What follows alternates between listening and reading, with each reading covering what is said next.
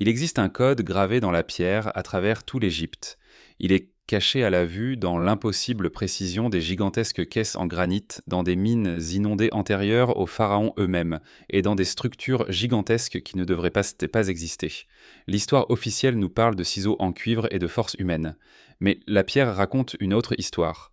Elle raconte l'histoire de technologies oubliées, de connaissances perdues et d'une civilisation. La pierre aujourd'hui, nous commençons notre enquête suivant cette trace de pierre qui mène dans l'abîme du temps, aux origines de ce que nous étions et à la vérité choquante de ce que nous avons oublié. Nous avons l'habitude de penser que l'histoire progresse en ligne droite du primitif au complexe. Mais que se passerait-il si c'était un mensonge ? Que se passerait-il s'il y a des milliers d'années sur les rives du Nil, une civilisation avait atteint un pic technologique que nous commençons à peine à comprendre ? Que se passerait-il si les monuments les plus emblématiques de l'Égypte n'étaient pas le début d'une grande histoire, mais seulement un écho, le reflet de quelque chose d'incommensurablement plus ancien et puissant? Nous entreprendrons un voyage sous les sables pour examiner les preuves que la science orthodoxe préfère ignorer. Nous descendrons dans des zones interdites, analyserons des artefacts qui ne s'intègrent pas dans la chronologie acceptée et tenterons de rassembler un puzzle dont les pièces sont éparpillées à travers toute la terre égyptienne. Préparez-vous à remettre en question tout ce que vous savez sur le monde ancien. L'enquête commence. Avant de passer à la partie principale, nous aimerions vous demander un petit soutien. Un like et un abonnement serait la meilleure des reconnaissances. Merci. Notre voyage commence dans l'obscurité, sous les sables brûlés par le soleil de Saqqara, le nécropole des morts. Ici, loin des sentiers touristiques de Gizeh, se trouve un endroit qui brise toutes les idées reçues sur les capacités des anciens. C'est le Sérapéum. Officiellement, c'est le lieu de sépulture des taureaux, sacrée happy incarnation terrestre du dieu oiseau. Mais en réalité, c'est une galerie de l'impossible. Imaginez des kilomètres de tunnels creusés dans la roche calcaire dure. L'air y est stagnant. Le silence pèse sur les oreilles et la lumière de la lampe révèle dans l'obscurité ce que l'esprit refuse d'accepter. Dans les niches de chaque côté du tunnel, ils sont là. 25 caisses monolithiques en blocs de granit massif. Le mot sarcophage semble ici déplacé. Ce sont plutôt des coffres forts des dieux. Chaque caisse pèse environ 70 tonnes et le couvercle encore 30. Le poids total est de 100 tonnes. 100 tonnes de granit d'Assouan extrait à 800 km au sud, transporté descendu sous terre par des tunnels étroits et installé avec une précision microscopique dans des tunnels exigus. Messieurs, le poids n'est que le début du problème. Le véritable choc vient du travail de finition. Le granit est l'une des pierres les plus dures de la Terre. Sur l'échelle de Mohs, sa dureté atteint 7. Le cuivre, le métal principal que nous dit-on les Égyptiens utilisaient, a une dureté de seulement 3. Essayer de travailler le granit avec du cuivre, c'est comme essayer de scier un coffre-fort en acier avec un couteau en plastique. Pourtant, les surfaces de ces caisses sont parfaitement lisses polies jusqu'à obtenir un éclat miroir. Les angles intérieurs et extérieurs sont réalisés avec une précision impeccable de 90 degrés. Lorsque vous passez la main sur cette surface, vous ne ressentez aucun défaut. Les ingénieurs qui ont étudié ces caisses avec des outils laser modernes confirment que les tolérances dans le travail sont de l'ordre de centièmes de millimètre. Certaines surfaces sont si plates que la déviation ne dépasse pas 2 microns. C'est plus fin qu'un cheveu humain. Une telle précision ne peut aujourd'hui être atteinte qu'avec des meuleuses de précision à commande numérique. Comment les anciens maîtres, sans même avoir de fer, ont-ils pu tailler ces monolithes ? Les rendre parfaitement plats, creuser l'espace intérieur tout en conservant une épaisseur de parois uniforme et les polir à un état où la pierre reflète votre silhouette. Et la question principale, pourquoi la version officielle dit que c'est pour les momies, des taureaux ? Mais beaucoup de ces caisses ont été trouvées vides. Pas de reste, pas d'artefacts. Pourquoi déployer des efforts véritablement surhumains pour créer ces chefs-d'œuvre de l'ingénierie, pour ensuite les laisser vides ?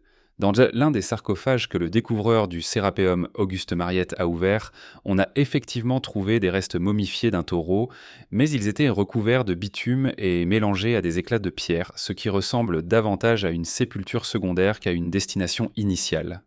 L'ingénieur et chercheur Christopher Dunn, qui a consacré sa vie à l'étude de ces artefacts, affirme qu'il ne s'agit pas de sarcophages, mais de dispositifs hautement technologiques, peut-être des résonateurs ou des conteneurs pour un certain processus énergétique. Cette incohérence entre la qualité d'exécution incroyable et la destination supposée primitive est la première et principale preuve. Le Sérapéum n'est pas simplement une tombe. C'est une empreinte technologique laissée par quelqu'un dont les capacités dépassaient de loin notre compréhension du monde ancien. C'est une anomalie qui demande une explication. Et pour la trouver, nous devons comprendre que le Sérapéum n'est pas le seul endroit de ce type. C'est juste un point sur la carte du grand mystère. Pour trouver le prochain indice, nous devons nous déplacer dans le temps au tout début du XXe siècle et suivre l'architecte et égyptologue italien Alessandro Barsanti. En 1900, Barsanti, déjà célèbre pour la découverte de la tombe d'Akhenaton, travaillait dans le nécropole de Zaouiet El Aryan, à quelques kilomètres seulement de Gizeh. Il explorait la soi-disant pyramide en couche, une structure semi-détruite qui semblait sans intérêt.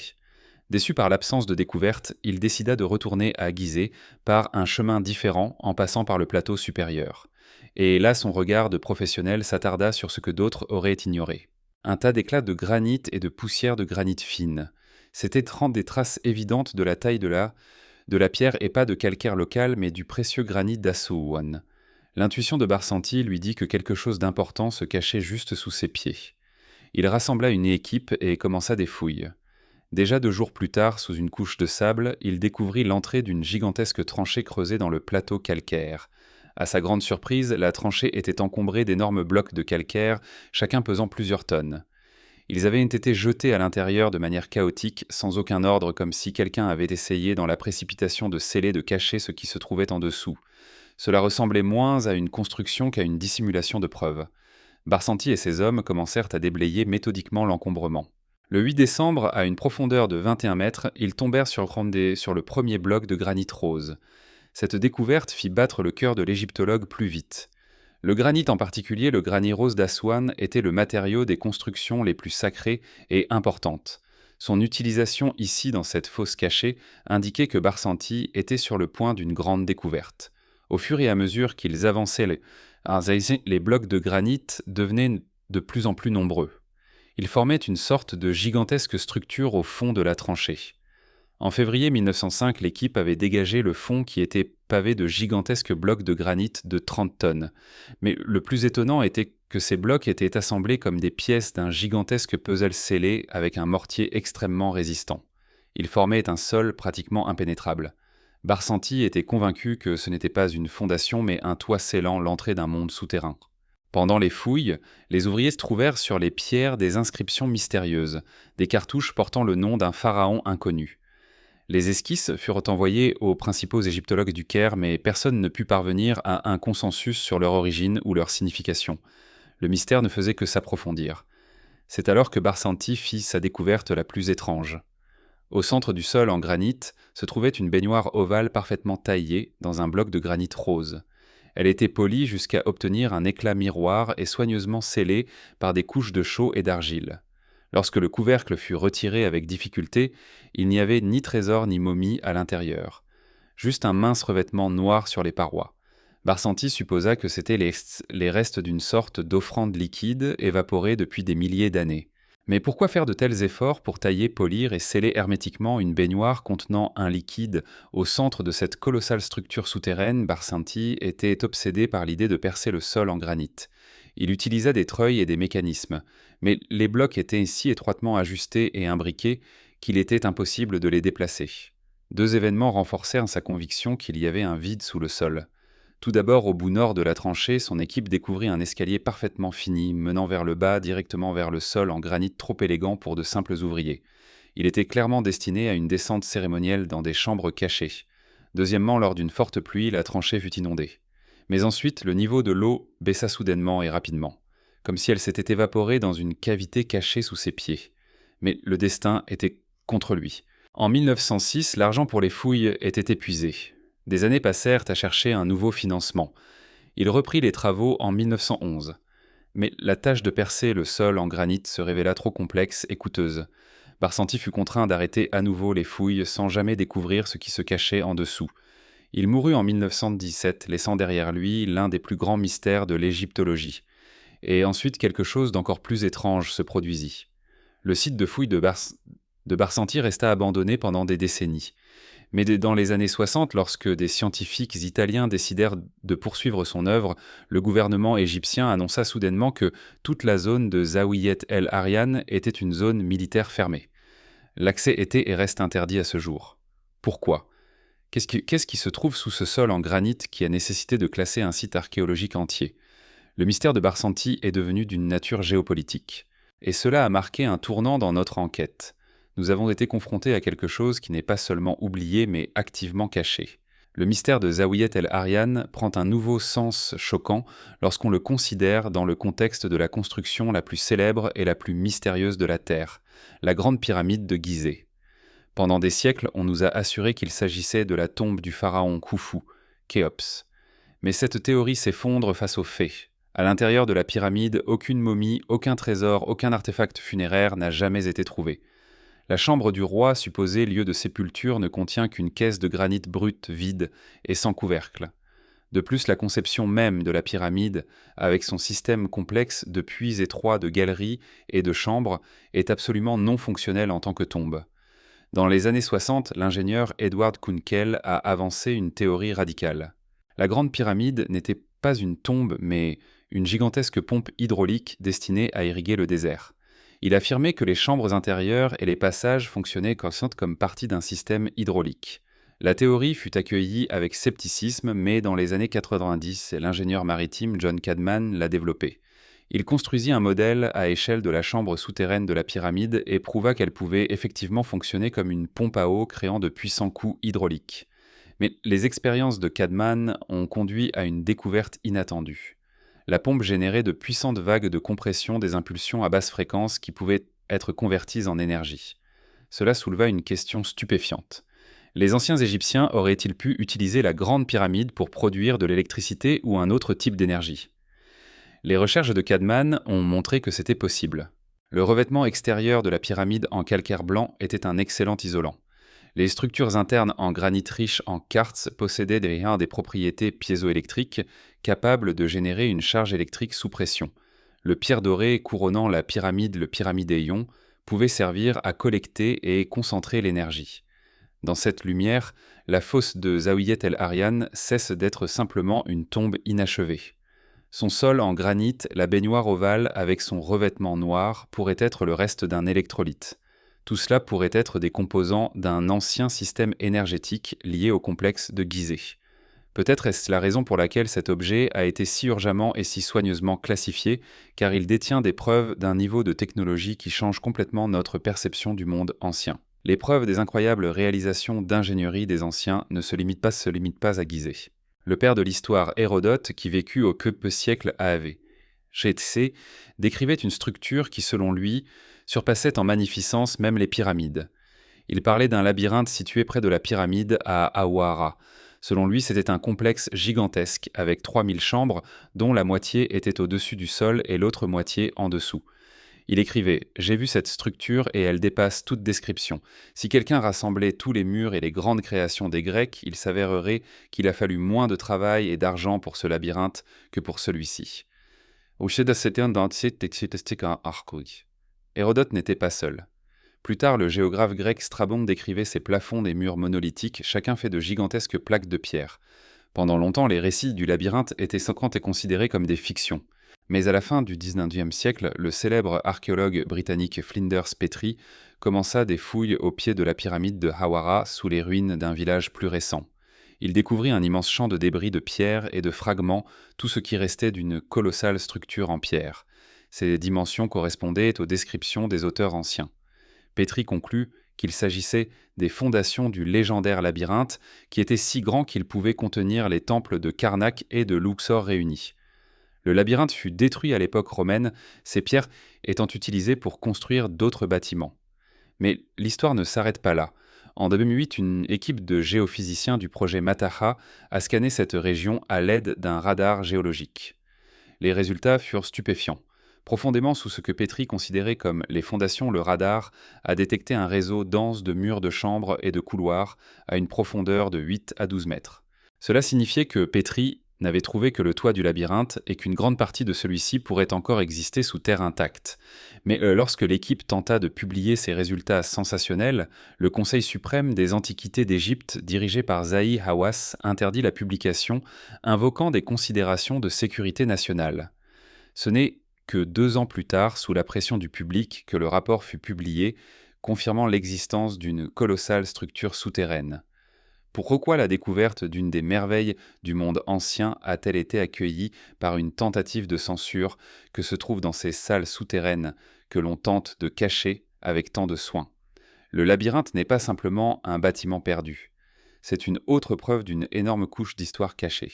Les témoignages de l'existence de cette mystérieuse culture pré-pharaonique sont éparpillés à travers tout l'Égypte, mais l'un des plus significatifs se trouve à Abydos, un ancien centre cultuel du dieu Osiris. Ici, derrière le temple du pharaon Séti Idir, se trouve une structure qui ne ressemble à rien d'autre en Égypte. C'est l'Osirion. Officiellement, il est considéré comme un cénotaphe, une tombe symbolique de Séti Idir construite en même temps que le temple principal. Mais l'architecture et la géologie racontent une histoire complètement différente. L'Osirion est construit en énormes blocs mégalithiques de granit rose dont certains pèsent plus de 100 tonnes. Ces blocs sont parfaitement ajustés les uns aux autres sans mortier dans un style qui diffère radicalement de la maçonnerie du temple voisin de Séti. Ce style rappelle davantage les constructions mégalithiques du Pérou ou de la Bolivie que celles d'Égypte. Ce qui est le plus frappant, c'est l'absence totale d'hiéroglyphes et de décorations égyptiennes typiques sur les principales constructions mégalithiques. Les temples d'Égypte sont des livres de pierre, chaque centimètre étant couvert de textes et d'images. L'Osirion, en revanche, est silencieux. Ces murs massifs nus parlent non pas par des mots, mais par leur échelle et leur précision. De plus, la structure se trouve à une profondeur significativement inférieure au niveau des fondations du temple de Séti-Isillié, environ 15 mètres plus bas. Cela suggère que lorsque Séti construisit son temple, l'Osirion était déjà une ruine ancienne, à moitié ensevelie sous le sable qu'il découvrit et décida d'inclure dans son complexe construisant autour de lui son propre temple. Mais le principal mystère de l'Osirion, c'est l'eau. La partie centrale de la structure est une plateforme avec des colonnes entourées d'un canal constamment rempli d'eau. Les archéologues ont tenté pendant des décennies de pomper cette eau pour explorer ce qui se trouve en dessous, mais en vain. L'eau revient encore et encore comme si sa source se trouvait à l'intérieur même de la construction. La source de cette eau est inconnue. Elle n'est pas liée au Nil ou aux eaux souterraines locales. Sa composition chimique est unique. Le chercheur James Westerman, qui a consacré des décennies à l'étude de l'Osirion, a découvert encore plus d'anomalies étranges. La température de l'eau à l'intérieur de l'Osirion est plusieurs degrés plus élevée que dans les puits environnants, ce qui contredit les lois de la thermodynamique. L'eau semble être chauffée de l'intérieur par une source d'énergie invisible. Les données géologiques ajoutent une autre couche de mystère. Sur les murs en calcaire entourant le noyau granitique de l'Osirion, des traces d'érosion hydrique intense ont été découvertes. Certains géologues, comme Robert Schoch, affirment que cette érosion ne pourrait avoir été causée que par des milliers d'années de pluie torrentielle. Mais le climat de l'Égypte est devenu aride il y a plus de 5 ans. Cela signifie que l'Osirion pourrait avoir été construit à la fin de la dernière période glaciaire il y a plus de 10 000 ans, à une époque où, selon les manuels, les humains n'étaient que des chasseurs et des cueilleurs primitifs.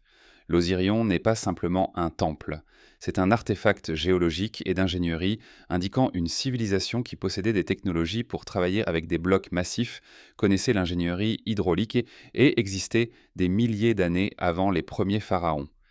Cette structure est la clé pour comprendre la véritable profondeur du mystère égyptien. Si l'Osirion à Abydos fait allusion à une antiquité préhistorique, une autre structure sur le plateau de Gizeh fournit presque une preuve directe. C'est la soi-disant mine de Osiris, située sous la route reliant le Sphinx à la deuxième pyramide. Ce n'est pas un site touristique. La descente ici est une immersion dans un autre monde lugubre et ancien. La mine est un puits vertical creusé dans la roche à une profondeur d'environ 35 mètres divisé en 3 niveaux. Descendre par des échelles modernes et instables dans l'obscurité totale est déjà un défi en soi. Au premier niveau, une chambre vide. Au deuxième niveau, une autre chambre où 6 niches taillées dans les murs et un sarcophage en granit ont été trouvés.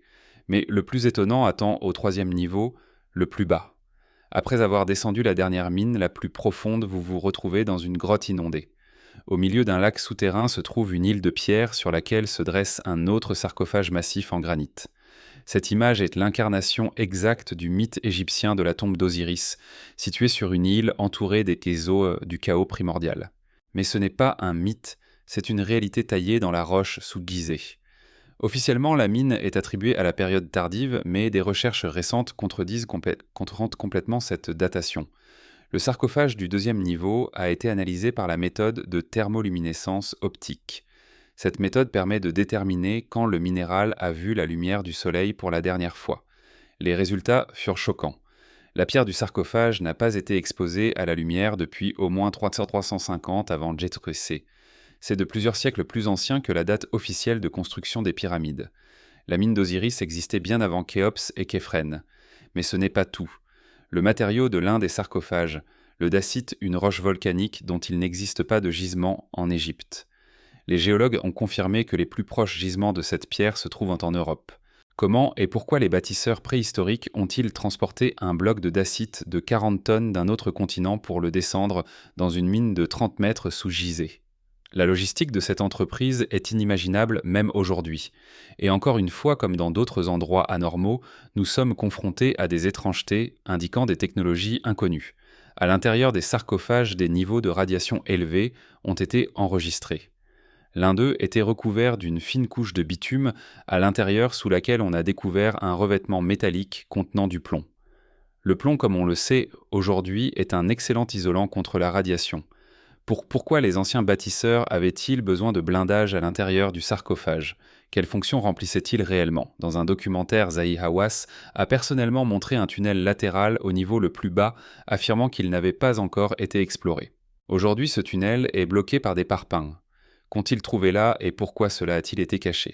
La mine d'Osiris n'est pas une tombe au sens traditionnel. C'est un complexe technologique à plusieurs niveaux de l'époque prédynastique dont la véritable destination reste à déchiffrer. Lorsque nous rassemblons toutes ces preuves, l'impossible précision du Sérapéum, le mystère scellé de Zawiyet el-Aryan, l'antiquité préhistorique de l'Osirion et de la mine d'Osiris, le labyrinthe caché sous terre et la nature technologique de la Grande Pyramide, une toute nouvelle image du passé se dessine devant nous. L'histoire officielle sur les pharaons, les ciseaux en cuivre et les rampes ne peut tout simplement pas expliquer ces faits. Ces structures ne sont pas des produits de l'Égypte dynastique. Elles sont un héritage d'une civilisation beaucoup plus ancienne et technologiquement avancée qui prospérait dans la vallée du Nil des milliers d'années avant les premiers pharaons. Les Égyptiens dynastiques que nous connaissons n'ont pas construit ces objets. Ils les ont trouvés. Ils ont construit leurs pyramides en briques d'argile et en petits blocs de calcaire sur ces ruines mégalithiques cyclopéennes. Ils vénéraient ces lieux comme sacrés, cherchant à les imiter dans leur propre construction, mais n'ont jamais pu atteindre le même niveau de maîtrise. Ils étaient des héritiers qui ne comprenaient pas pleinement les technologies de leurs prédécesseurs.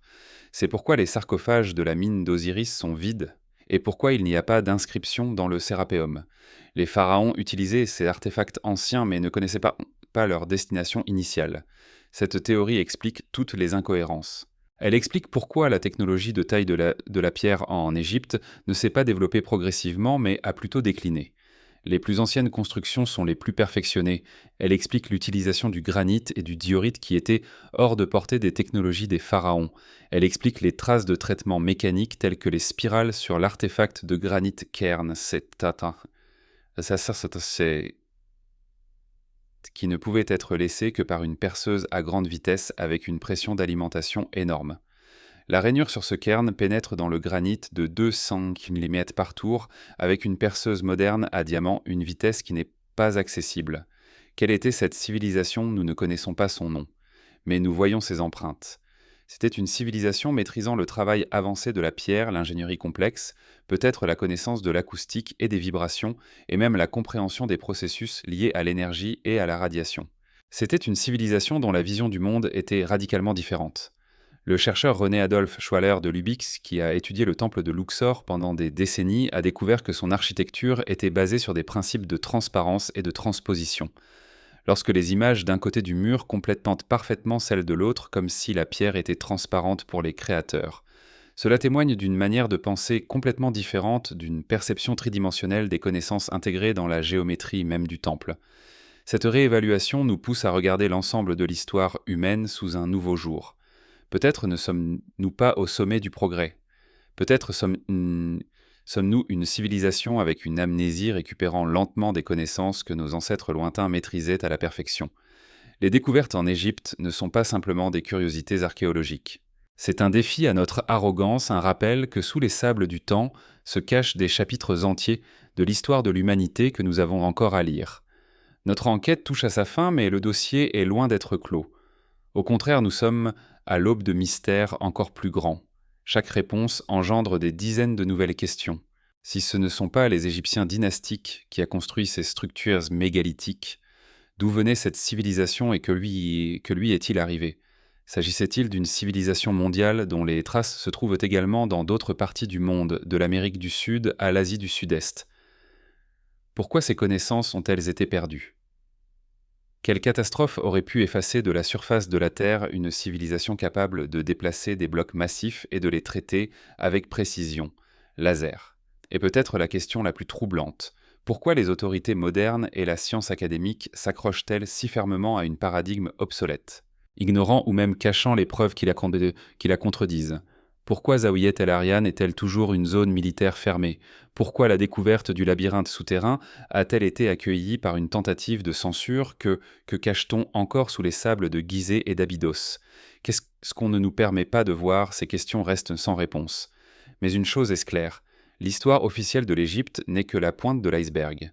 En dessous se trouve un océan profond, sombre et inexploré du passé préhistorique. Et tant que nous n'oserons pas plonger dedans, nous ne découvrirons jamais toute la vérité sur qui nous sommes et d'où nous venons. La pierre garde ses secrets, mais elle conserve également des preuves. Et il est du devoir de chaque penseur de poursuivre cette enquête. Que pensez-vous de tout cela? Ces anomalies sont-elles la preuve de l'existence d'une civilisation perdue? Ou ont-elles une explication plus simple? Laissez vos pensées dans les commentaires ci-dessous. Si vous souhaitez rejoindre nos futures enquêtes sur les mystères les plus profonds du passé, abonnez-vous à notre chaîne. La quête de la vérité ne fait que commencer. Un immense merci à tous ceux qui ont regardé cet épisode jusqu'à la fin. Votre soutien, un like et un abonnement sont très importants pour nous. Et n'oubliez pas d'activer la cloche pour rester toujours informé. Abonnez-vous à notre chaîne.